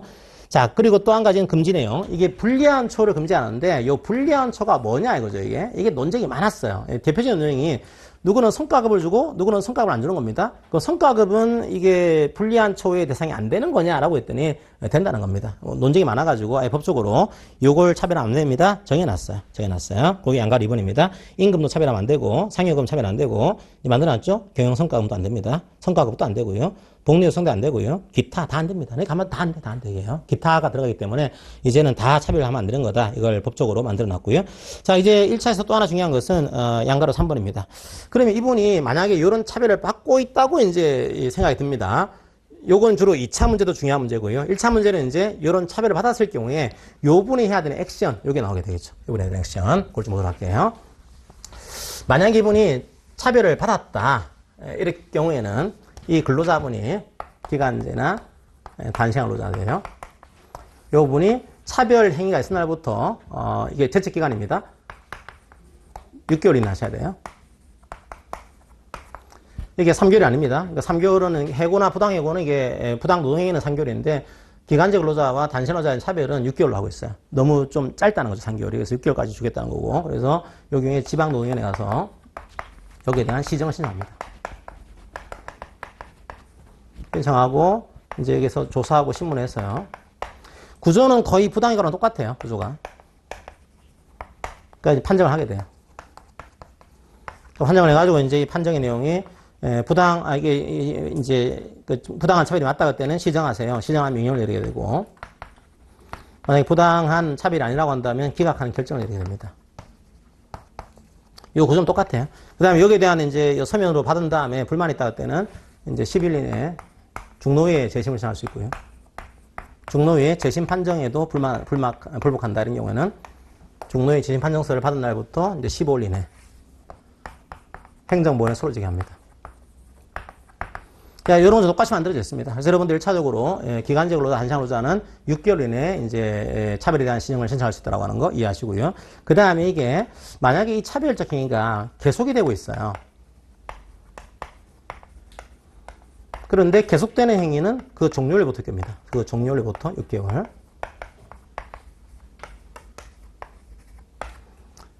대표적인 케이스가 임금. 그 다음 최근에 한 판례 중에 하나가 복지 포인트입니다. 자, 이 어떤 판례인가 하면은 복지 포인트만 좀 말씀드리면은 이런 케이스예요. 복지 포인트는 우리 회사가 1월 달에 이제 복지 포인트를 제공을 해줘요. 근데 기간제 근로자는 제공하지 않았고, 이제 무기약 근로자는 이제 100을 지급한 겁니다. 요거를 1년 동안 사용할 수가 있어요. 1년 동안. 자, 그런 상황에서 이분이 그 다음에 한 5월 정도에 여기에 대한 시정을 신청한 겁니다.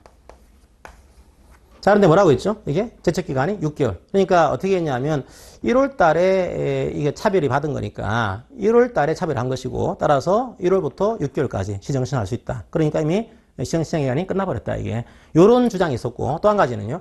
아니야, 복지포인트는 이게 1년 동안 쓸 수가 있는 거니까 사실은 1년 동안 이 행위는 계속이 되고 있는 거다, 이게 차별행위가. 그래서 12월 말까지가 계속이 된 것이고, 1월 1일부터 6월 31일까지 신청할 수 있다. 그래서 이 복지포인트는 계속되는 행위이기 때문에 제척기간이 지나지 않았으니까 이거 시정을 인정할 수 있다. 그런 판례가 있는 겁니다. 이거는 인정한 거예요, 이게요. 그런 것들은 계속되는 행위로 인정해서 쭉 그때그때 끝나는 게 아니고 계속되는 행위로 봐가지고 시정을 인정한 그런 케이스가 존재하는 겁니다.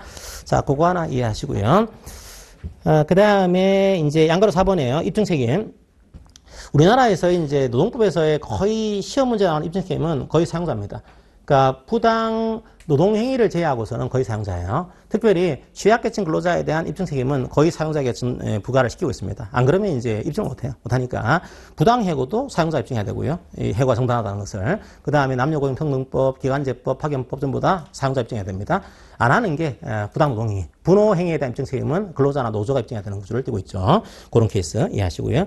그 다음 밑에 케이스는 이것도 좀 어려워요. 1차치고는 어려운 케이스인데 이제 어떻게 보시는가 하면 요겁니다. 요 케이스는 진짜 교수님이 문제 어렵게 낼 때 내는 케이스예요. 이런 문제는 기출도 거의 안 됐습니다. 심지어 기출이 2차도 안 됐거든요, 이게요. 그러니까 1차까지 보기는 과하긴 한데 혹시나 몰라서.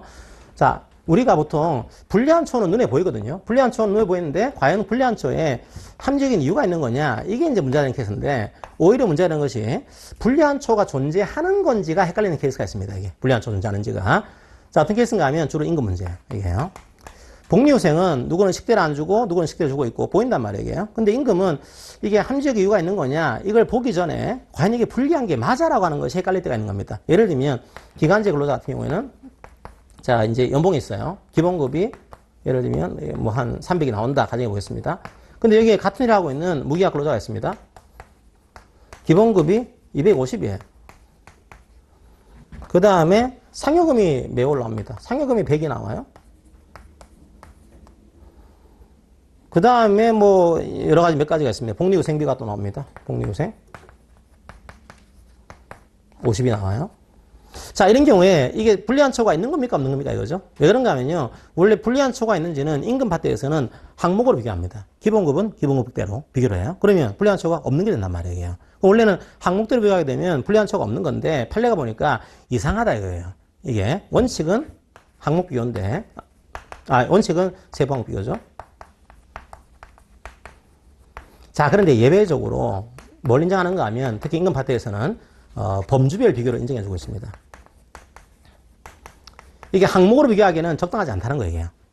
항목도 없고 그러다 보니까 범주별로 기본급이나 상여급은 약간 근로와 관련되어 있는 것들이니까 이걸 하나로 묶고 얘도 하나로 묶고 비교해보니까 차별이 있는 거죠. 그죠? 그 다음에 복리후생은 조금 근로하고는 조금 다를 수 있겠다라고 해서 이걸 하나로 묶고 그 다음에 얘를 하나로 묶고 받고 있고 안 받고 있는 거죠. 그죠? 차별이 있는 거다 이겁니다. 그래서 임금에 대한 차별은 원칙은 세부 항목을 비교하는 건데 항목별로 비교하기가 적당하지 않다 할 때는 범주별로 묶어가지고 카테고리별로 비교하는 것도 가능하다. 이런 판례도 존재하고 있습니다.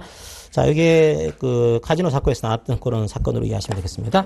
자, 그 다음에 이제 또 특이한 게 나옵니다. 양가로 5번이에요. 양가로 5번이 최근에 기출이 됐습니다. 이게 7급 공무시험에서 나왔던 거 그런데 특이한 케이스예요. 첫 번째는 문제가 없어요. 이게 노동위원회에서 이걸 받게 되면은 조사하고 신문하거든요. 조사하고 신문합니다. 이런 식으로. 요 구조는 부당 노동행위랑 부당 해고랑 거의 같아요. 같은데 특이한 게 있습니다. 뭐가 특이한가 하면 우리가 노동위원회가 하는 주된 역할이 두 가지잖아요. 하나가 심판하는 기능이 있고 요게 부당 해고, 부당 노동행위 이런 케이스죠. 그 다음에 또 하나 뭐가 있는가 하면 조정하는 기능이 있습니다. 요게 이제 노동위원회 분과별 이제 위원으로 가게 되면 요걸 주로 심판위원회가 이제 노동위원회에서 하게 되고요. 그러니까 조정위원회가 이걸 감당하게 돼 있어요. 기능이 달라요. 심판위원회는 이게 O냐 X냐 판단하는 기능입니다. 너 말이 오라, 글로 이렇게 하는 거 주고 조정위원회는 서로 잘해보자는 거예요. 그냥 당신은 100을 주장하고 이건 주로 교섭에서 그러니까 당신은 100을 주장하고 당신은 80을 주장하시니까 서로 잘해봐가지고 한 90으로 그러면 타협합시다. 이게 조정이거든요. 근데 지금 이 사람은 뭘 신청한 거죠? 차별인지 아닌지에 대한 사실은 차별 지정, 이건 심판에 가깝습니다. 기본적으로 이게 차별이 맞냐 아니냐 판단하는 기능이거든요. 원칙적으로 이렇게 흘러가야 돼요. 이렇게 흘러가는 게 원칙인데 가운데 뭘 껴놨냐면 그런데 굳이 이제 이런 심판하지 않고 조정을 하려면은 조정을 할 수 있다. 이걸 끼워 넣어놨어요. 그러니까 심판의 기능인데 조정 기능을 할 수 있도록 그렇게 만들어둔 것이 특이한 케이스입니다. 그래서 이것도 가능하니까 이것도 알고 있냐 물어보는 기출이 나온 거죠. 이게. 그래서 이것도 여러분들 기억하셔야 돼요. 왜냐하면 일반 조정위원회하고는 약간 기간이 다릅니다. 다르기 때문에 좀 볼 필요가 있어요. 자, 그게 양가 5번입니다. 양가 5번에 조정과 중재가 있죠. 조정. 원래는 이제 신문 할 거 아니에요. 그죠? 물어보는데 일방의 신청, 쌍방의 신청 혹은 직권도 가능합니다. 쌍방, 일방의 신청 혹은 노동위원회 직권으로 조정 절차를 개시할 수 있어요. 그러니까 우리는 조정도 하고 싶어요. 신청하는 거죠. 일방이 할 수도 있고요. 혹은 노동위원회가 조정을 해보자라고 할 수도 있습니다. 조정을 개시합니다. 조정은 제가 뭐라 그랬죠? 조정은 구속력이 없는 거. 그죠? 나중에 조정안에 나오더라도 따를 필요가 없어요.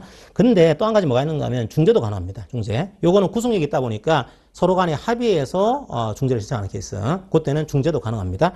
요거를 신청을 해야 돼요. 언제까지요? 차별 처우 신청일로부터 14일 이내. 14일 이내. 요거는 뭐 일반적으로 안 나오죠. 안 나오니까 다른 데는 안 나옵니다. 여기서 나오죠. 차별 처우 신청을 했는데 그때부터 14일 안에 요거 조정이나 중재도 신청할 수 있다. 만들어 놨습니다. 혹시나 노동위원회가 승낙하게 되면은 14일이 지나더라도 신청할 수 있고요. 그럼 조정 중재를 해요. 뭐 충분히 의견을 듣겠죠. 그 다음에 조정 같은 경우에는 조정안을 제시하고요. 조정안을. 중재 같은 경우에는 안이 아니고 아예 중재 결정을 해버립니다. 이게. 며칠 안에 해야 될까요? 60일이네, 60일에. 여기 일반 조정위원회는 뭐 일반 사업은 15일, 10일, 공익사업은 15일 이런 게 있었죠. 근데 이건 그게 아니고요.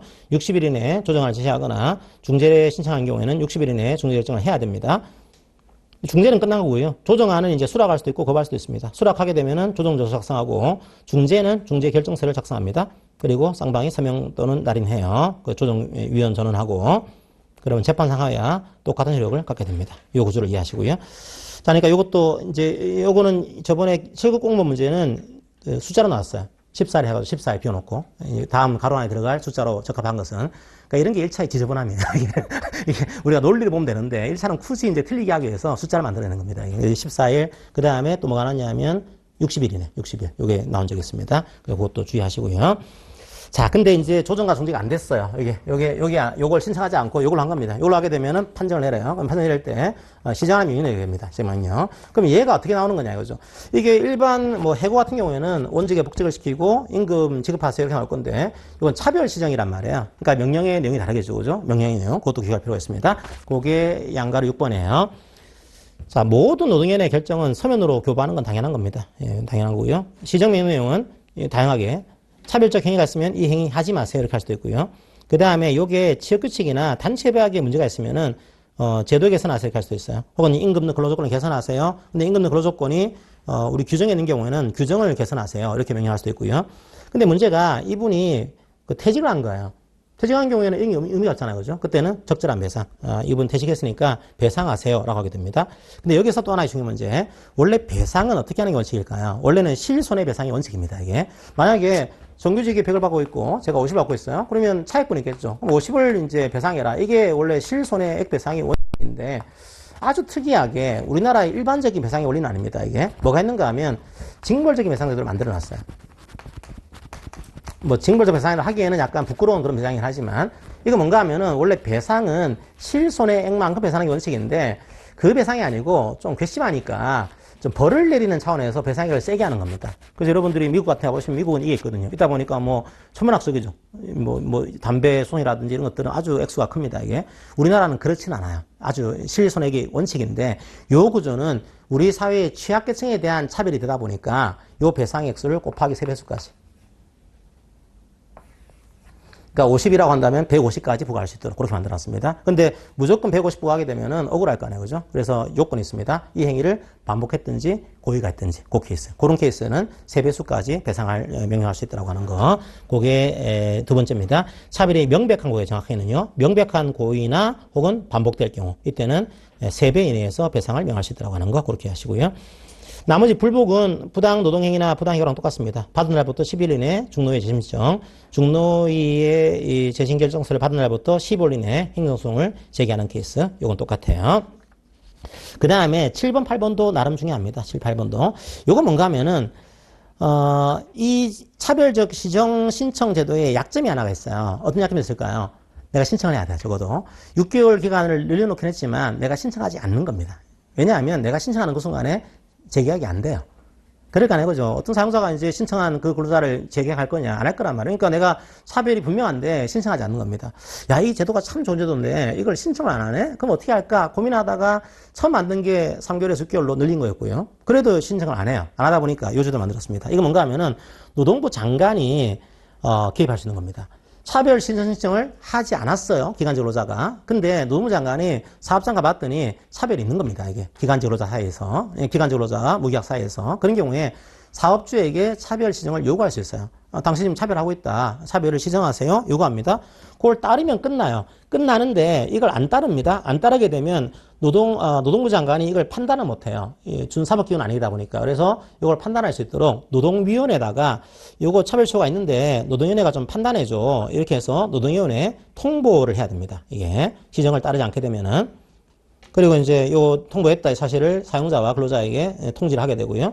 그럼 노동위원회가요, 특이한 케이스죠. 왜냐하면 기간제 근로자가 차별을 신청하지 않았음에도 불구하고, 이게 차별인지를 심리합니다. 특이한 케이스예요. 그래서 노동위원회가, 지체없이 받게 되면은 차별처가 있는지를 심리하게 되고, 이때 이제 사용자와 근로자가 신청한 게 아닌 주다 보니까 억울할 수 있으니까 의견 진술할 기회는 부여합니다. 그래서 이게 차별처인지 아닌지를 판단하게 돼요. 노동위원회가. 이런 구조가 하나 있고요. 특이한 케이스 만들어 놨고. 두 번째로는 이 차별 신청의 또 하나의 약점이 차별을 신청한 근로자에게만 효력이 있습니다. 그러니까 제가 갑이 만약에 내가 차별을 50 받고 있어요. 신청했습니다. 차별 맞다. 판단 나온 겁니다. 그러면 갑에 대해서는 50을 추가 집행해야 됩니다. 근데 을과 병은요, 신청하지 않았단 말이에요. 이 시정명령 효력이 미치지 않습니다. 그때 노동부 장관이 또 개입을 해요. 개입을 해서 아니 보니까 이 확정된 명령이 있는데 요 을과 병도 있네. 근데 을과 병도 신청하지 않았지만 차별초가 있는 거 아니야? 조사해가지고 차별 맞다. 이분은 신청하지 않았지만 네가 시정해. 시정을 요구할 수 있습니다. 안 따르게 되면요. 똑같이 노동위원회에 통보할 수 있어요. 이게요. 그런 구조를 만들어놨습니다. 아주 특이한 구조니까 잘 나오는 케이스고요. 그 다음에 9번도 잘 나오죠. 여러분들이 근로기준 보시게 되면은 뭐가 있는가 하면 요게 그 17조, 요것도 특이하게 17조인데 근로기준법도 17조. 1항과 2항 했죠. 1항은 그냥 명시해야 될 조항이 나와 있고 2항은 서면 명시 사항이 나와 있습니다. 그래서 설명상으로 여러분들이 뭐 이미 공부하신 내용이지만 임금의 구성 항목, 계산 방법, 지급 방법, 뭐 그다음에 소정근로시간, 유급주일, 법정공휴일, 그다음에 연차유급휴가 이것들은 예, 서면으로 명시해야 됩니다. 이게 나와 있죠. 자, 그런데 기간제법에 따르게 되면 다시 17조에 자, 서면 명시항을 만들어 놨어요. 이게 다릅니다. 그러니까 기간제 근로자와 단시간 근로자에게 서면으로 명시해야 될 사항이 아닌 것은 그렇게 나올 수도 있어요. 그러니까 요거하고 이건 다르다고 하는 거. 요거는 주로 임금의 구성 항목, 계산 방법, 지급 방법 이렇게 되어 있고 소정근로 시간, 그다음에 유급주휴일, 법정 공휴일, 그다음에 연차휴가가 나온단 말이에요. 요거 다릅니다. 요건 더 넓어요. 그러니까 웬만한 건 이제 다 명시해라 이렇게 나오는 거죠. 그게 밑에 있습니다. 근로계약 기간 중요하죠, 그죠? 왜냐하면 정규직은 계약기간이 없어요, 기본적으로. 근데 기간제는 제일 중요한 게 계약기간이거든요. 계약기간을 명시해야 되고, 그 다음에 시간 문제, 근로시간, 휴게. 근데 아까 말씀드린 대로 사인이와 사업장은 근로시간에 명시무가 없어요. 근로시간은요. 그 다음에 임금의 구성 항목, 계산 방법, 지급 방법, 그것도 명시해야 되고, 그러니까 넓어요, 더 넓어요, 기본적으로. 이제 왜냐하면 그 이유로 보시게 되면 일반적인 근로기준법은 소정근로시간인데, 요거는 근로시간, 휴게까지 들어가는 거죠, 돼 있죠, 그죠? 달라요. 4호는 휴일과 휴가.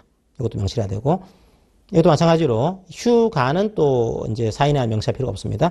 자, 5호에 취업 장소와 종사될 업무. 자, 취업 장소와 종사될 업무는 일반 근로기준법에서는 요상입니다. 취업 장소는요. 취업 장소와 종사 업무는 서면 명시사항이 아니고 그냥 명시사항이에요. 그러니까 서면으로 할 필요는 없습니다, 이게. 근데 이 기간제법에서는요, 취업 장소와 종사 업무를 서면으로 명시해야 됩니다. 이게 좀 다르죠. 그 다음에 잘 나오는 게 단시간 근로자예요, 단시간 근로자. 단시간 근로자는 그 1, 2, 3, 4, 5호에다가 플러스 6호를 추가해야 됩니다. 6호를.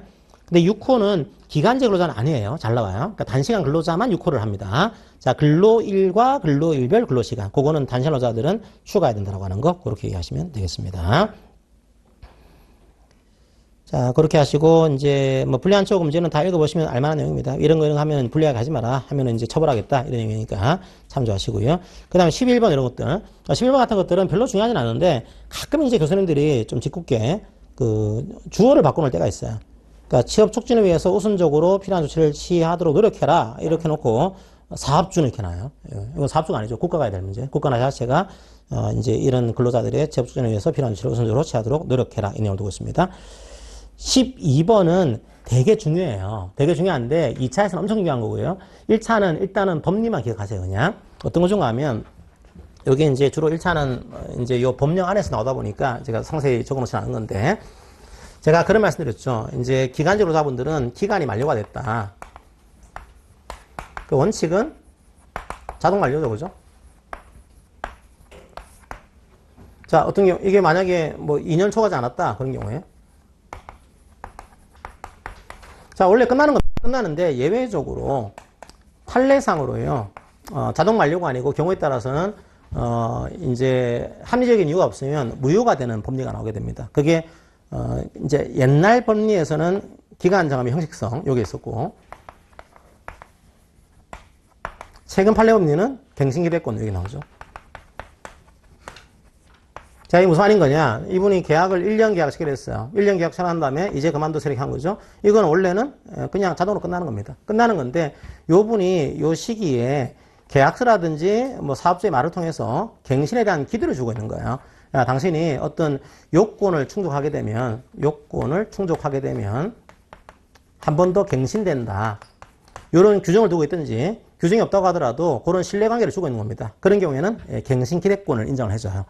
여기 있으면요, 요건을 심사해서 갱신을 하든지 말든지 결정해야 됩니다. 근데 요게 있는데 아무 요건도 심사하지 않고 갱신을 거절하게 되면 그때는 이게 무효가 되는 거죠. 갱신 거절이. 그런 거죠고요. 또 한 가지가 전환 기대권이 있습니다. 전환 기대권. 논리는 똑같아요. 요건을 충족하게 되면 전환한다는 얘기입니다. 이렇게 했어요. 만약에 당신이 2년을 근무했는데 2년까지 근무한 다음에 그만두세요 이렇게 한 거죠. 원래 그만두게 하는 것은 2년을 초과하지 않았으니까 자동 만료가 됩니다. 근데 여기서 이런 내용을 두고 있는 거죠. 당신이 2년 동안 한 다음에 열심히 잘하시면은 한 80점 점수를 맞게 되면은 정규직으로 전환됩니다. 라고 하는 규정을 두고 있는 거예요. 혹은 뭐 그런 규정이 없다고 하더라도 팀장이 계속 그런 얘기를 하고 있는 겁니다. 2년 초과한 다음에 심사해서 정규직 된다. 이런 얘기를 하고 있는데 심사도 안 하고서 전환시키지 않았다 그때는 이게 이유 없이 전환을 거절한 거 봐가지고 이 전환 거절은 무효가 돼요. 이 법리가 있습니다. 이거는 이제 2차에서는 되게 중요한 거고 1차에서도 적어도 이 법리 정도는 이해하셔야 돼요. 아, 이건 원래 갱신 기대권이 있으면은 이유 없이 갱신을 거절하게 되면 이게 무효가 되구나. 그 다음에 전환 기대권이라는 기대권이 있으면은 이유 없이 전환을 거절하게 되면 이게 무효가 되는 거구나. 이건 여러분들이 이해하시고 넘어가시면 되겠습니다. 자, 기간제법 먼저 길었죠, 그죠? 이렇게까지 하고, 다음 시간에 파견법 보도록 하겠습니다. 파견법도 약간 길어요. 근데, 그것만 지나면 약간 빨리 지나갈 수 있을 겁니다. 예, 잠깐 쉬었다가, 이제 파견법으로 들어가도록 하겠습니다. 예, 10분 딱 쉴게요.